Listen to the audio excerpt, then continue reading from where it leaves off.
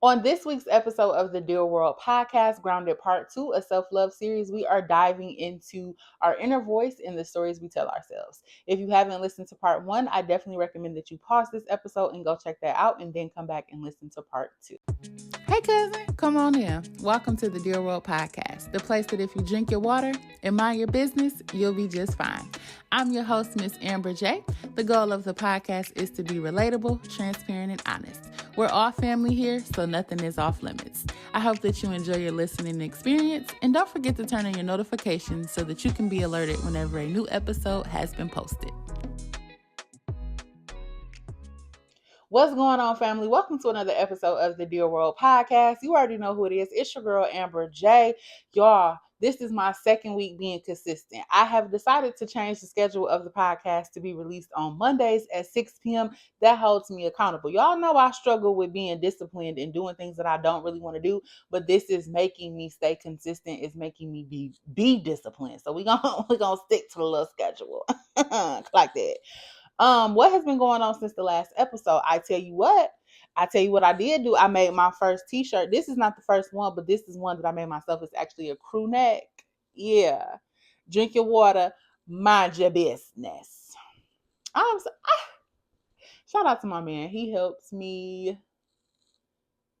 He put my heat press together. He told me how it works, how to turn it on, how to turn it off. I didn't have to do nothing but press the button. And I appreciate that so much because he knows how my brain works and I don't like reading instructions. And I just need to straight to the point. That's how my brain, it computes the information that needs to be done and all the excess details. I don't need them. But which is crazy because I will tell some long ass stories and I expect folks to listen. But when people tell me long ass stories, I'm like, get to the point. I don't need a lot of the descriptive details and whatnot. I need to do better. I need to practice my active listening skills. But it's not even that I'm not actively listening. I don't know. We're gonna come back to that because I don't have any excuse. But anyway, this is what is wrong with me? Why am I like this? This is the crew neck that I made. Shirts are gonna be available soon. I just really have to narrow down my technique and figure out the placement of the decal, because the one my boyfriend has, I think his is shifted a little too far to the armpit, and then the logo on the back is too far off center. So I told him he can't wear it anymore, but whatever. So we are learning, but I am definitely getting into the business of creating shirts. I have been talking about making shirts for the longest of time, but here we are. Outside of making my first t-shirts and crew neck, nothing much has been going on. I am truly just trying to be consistent with being a content creator. It's a full-time job. People like, oh, post 3 times a day and do this and do that and do this and do that, baby. What? So I am trying to just get into the habit of understanding that everything is content and to remain consistent, because it's easy to get discouraged when you are doing all of the things and you're still not seeing yourself grow or you're still not seeing your numbers increase. You really just have to stay consistent. So that's where I'm at. But anyway, let's dive into today's episode. We are doing Grounded Part 2 of the Self-Love series. Today we are going to be talking about our inner voice and the stories that we tell ourselves. Family, what is the voice inside of our head? We all have that inner voice, the one that is encouraging, narrating, questioning, and judging. It's like a radio station that is constantly playing in the background. For some of us, the voice in our head is a cheerleader. It's encouraging. It's reminding of us how great we are and how loved we are and how capable we are. For others, the voice in our head is a negative reminder. You're not good enough. You're not going to make it. You're ugly. You're too this. You're too that. If that sounds familiar, know that you are not alone. Our inner voice didn't just show up one day. So where did it come from? The inner voice comes from us internalizing messages over time. They are messages that we start to believe and in turn start to tell ourselves whether other people are around us or not. This can happen especially if you have been hearing something since childhood. So take something that your parents have told you, a teacher, siblings, bullies, the media. These are the things that essentially become our inner voice. So just a little side note to give context. My nephew, he is currently 4 years old. Since he was a child, I said since he was a child, he's still a child. But since he was a baby, I have always told him, you are so smart. You can do anything that you put your mind to. You are capable, because I want to help him develop a positive inner voice that always reminds him he is capable, he can do hard things, etc. So I think that is how we help others develop that cheerleader voice. If you are constantly surrounded by people that are reminding you of your mistakes or things that you haven't done well or whatever, you are going to start internalizing those things.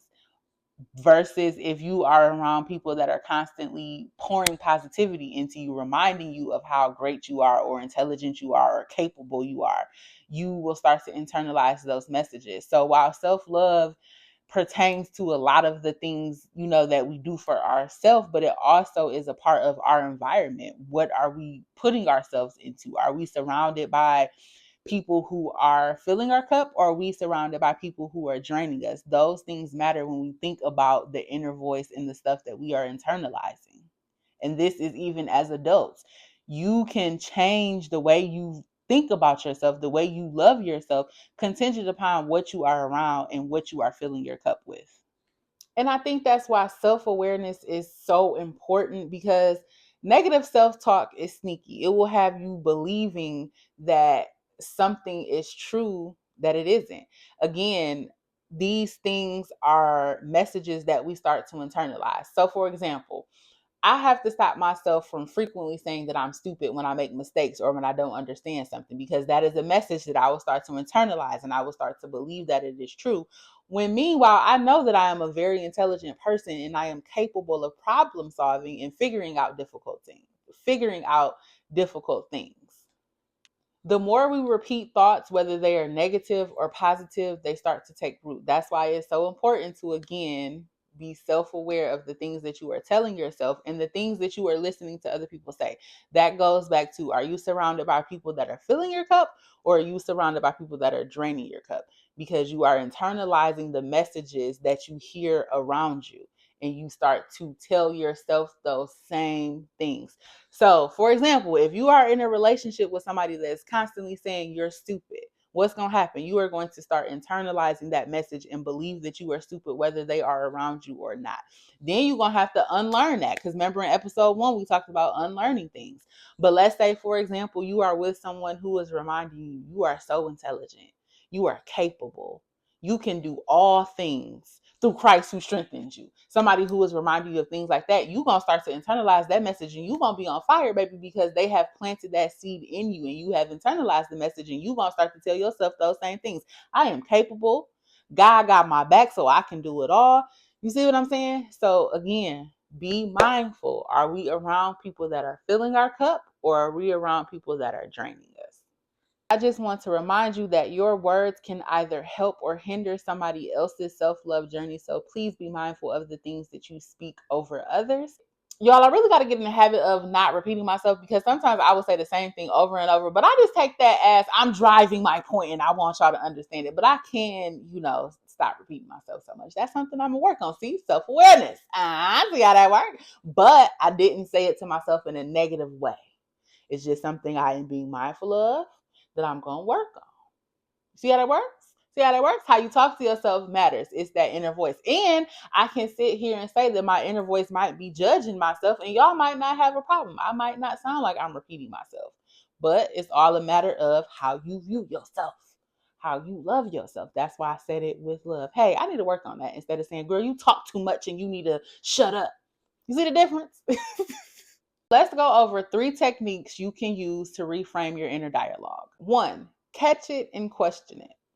When you notice a negative thought, pause and ask yourself, is this true? And then the second question, is this something that I would say to someone that I love?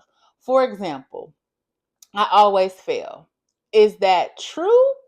Or is it just something that has happened in this situation in this moment?